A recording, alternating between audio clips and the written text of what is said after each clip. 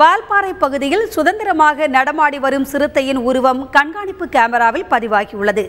சிறுத்தை நடமாட்டம் இருப்பதாக வால்பாறை சுற்றுவட்டார மக்கள் தொடர்ந்து புகார் தெரிவித்து வந்தனர். இதனைத் தொடர்ந்து ஆங்காங்கே கண்காணிப்பு கேமராக்களை வனத்துறையினர் பொருத்தியிருந்தனர்.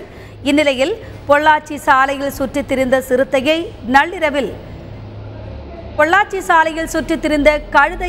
நள்ளிரவில் சிறுத்தை ஒன்று துரத்திச் செல்லும் காட்சி அங்குள்ள பெட்ரோல் பங்கில் பொருத்தப்பட்டுள்ள கண்காணிப்பு கேமராவில் பதிவாகியுள்ளது.